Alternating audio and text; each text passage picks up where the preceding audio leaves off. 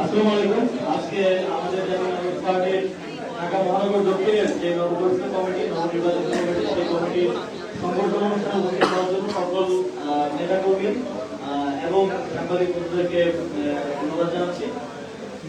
আপনারা জানেন যে জাতীয় নাগরিক পার্টি এবার জাতীয় নির্বাচনে সারা দেশে আমরা 30টি আসনে প্রতিদ্বন্দ্বিতা করেছি এবং বাংলাদেশের জনগণ আমাদের প্রতি তাদের সমর্থন জ্ঞাপন করেছেন। অনেক কারচুপি এবং অনেক ধরনের অনেক জায়গায় ভোটের গণনার ক্ষেত্রে কারচুপির ফলেও আমাদের 6 জন প্রার্থী এমপি হিসেবে নির্বাচিত হয়েছেন এবং আমরা প্রায় গড়ে 80,000 করে প্রত্যেকটি আসনে আমরা ভোট পেয়েছি, জনগণের ভালোবাসা আমরা পেয়েছি।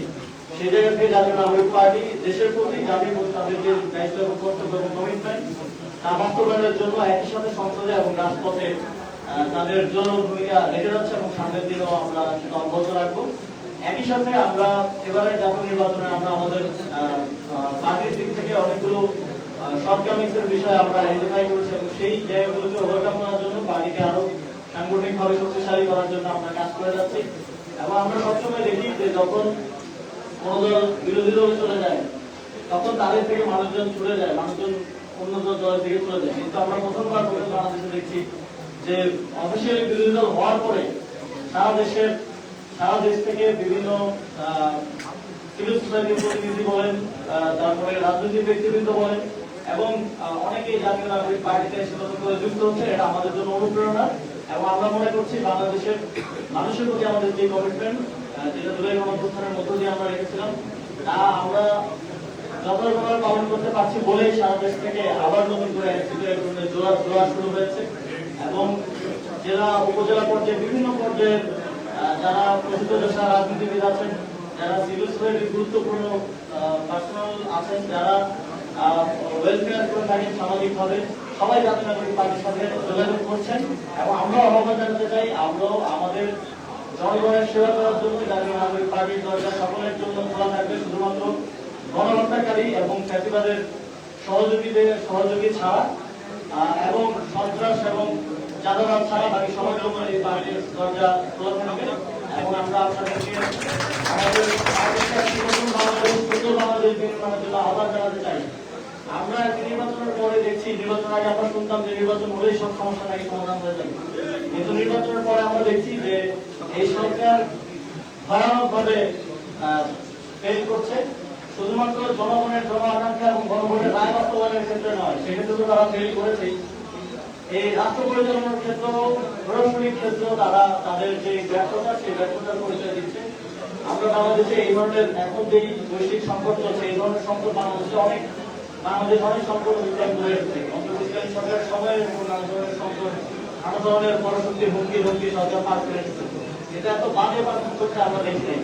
আমরা দেখছি যে একদিকে বলছে যে তেলের পরিমাণ ইতিহাসের সর্বোচ্চ পরিমাণে মজুদ আছে, আরেকদিকে আমরা দেখছি যে ইতিহাসের সর্বোচ্চ লম্বা লাইন আমরা পেট্রোল পাম্পগুলোতে দেখছি। একদিকে আমরা দেখছি যে 20,000 কোটি টাকা ছাপানো হচ্ছে তাদের যে ইকোনমিক সেক্টর, তাদের যে ক্রাইসিস সেটা মোকাবিলার জন্য, কিন্তু তারা সেটাকে বলছে যে এটাকে ছাপানো বলা যাবে না। তাহলে এখানে কি বলা যায়? এটাকে ফটোকপি আমরা বলতে কিছু হয়তো আমাদেরকে বলতে হবে, ভাষা পরিবর্তন করতে হবে। আমরা দেখছি যে কোনো সমস্যা উঠতেছে, সমস্যা হতে পারে, আমাদের প্রধানমন্ত্রী একটাই সমাধান দিচ্ছেন, কাজ। যে কোনো সমস্যা আসতেছে কাজ। তো আজকে বাংলাদেশের বর্তমান সময়ে সবচেয়ে বড় সমস্যা হচ্ছে চাঁদাবাজি এবং আমরা ক্যাম্পাসগুলোতে দেখছি সন্ত্রাস। তো এর থেকে মুক্তি পাওয়ার জন্য আমাদেরকে একটা সন্ত্রাস বিরোধী কাজ, মানে একটা চাঁদাবাজ বিরোধী কাজ যদি দিতেন, এবং আমরা এই সরকারকে একইভাবে জনগণের বাস্তবায়নে যেমন ব্যর্থতা দেখছি, একইভাবে প্রশাসনিক ভাবে ব্যর্থতা দেখছি। এই জায়গা থেকে আমরা মনে করছি বাংলাদেশের যে কাঙ্ক্ষিত মুক্তি, সেই মুক্তির প্রত্যাশায় বাংলাদেশের জনভোট এবং জাতীয় নির্বাচনে ভোট দিয়েছে, সেটা আরো সুন্দর প্রভাবিত হচ্ছে। সেই জায়গা থেকে আমরা মনে করি এই সকল সমস্যার সমাধান হচ্ছে রাজনীতি এবং ওই জায়গা থেকে জাতীয় নাগরিক পার্টি নিজেদেরকে একটা শক্তিশালী রাজনৈতিক দল হিসেবে গড়ে তোলার জন্য কাজ করছে এবং সারা দেশে আমাদের যে সমর্থন এবং ভালোবাসা আপনারা আমাদেরকে দিয়েছেন, সেটাকে আমরা আমাদের সাংগঠনিক শক্তিতে, রাজনৈতিক শক্তিতে রূপান্তরের জন্য কাজ করছি। আমাদের এই অগ্রযাত্রায় আপনারা আমাদের পাশে থাকবেন, এটাই আমাদের প্রত্যাশা থাকবে এবং আমরা এই অগ্রযাত্রায় আমাদের দীর্ঘ ফ্যাসিবাদের সময় যারা নিপীড়িত হয়েছেন, রাষ্ট্রকে গুরুত্বপূর্ণ ভূমিকা রেখেছেন, ইসাক ভাইদের মতো যারা আছেন, তাদের সংযুক্তির মধ্য দিয়ে জাতীয় নাগরিক পার্টি দিনে দিনে আরো শক্তিশালী হচ্ছে।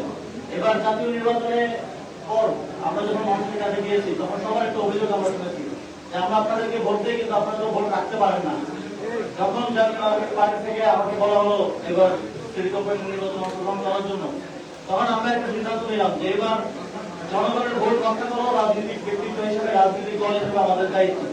আমরা যদি জনগণের ভোট রক্ষা না করতে পারি তাহলে জনগণ আমাদেরকে আর ভোট দিতে আসবে না, তারা আমাদের উপর থেকে আস্থা হারাবে। সেই জায়গা থেকে আমরা সর্বপ্রথম সুযোগ দিয়েছি শক্তিশালী সংগঠন তৈরিতে।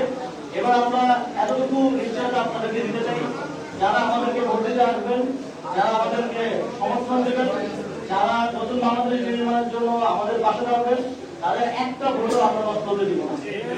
আমরা প্রত্যেকটি কেন্দ্রে শক্তিশালী ভাবে আমরা পাহারা দেব এবং প্রত্যেকটি জায়গায় যেন কাউকে আবার ভোট দিয়ে গিয়ে কোন ধরনের হেনস্থা এবং লাঞ্ছনার শিকার না হতে হয়, রাজনৈতিক দল হিসেবে সে প্রিপারেশনটা আমরা দিব ইনশাআল্লাহ।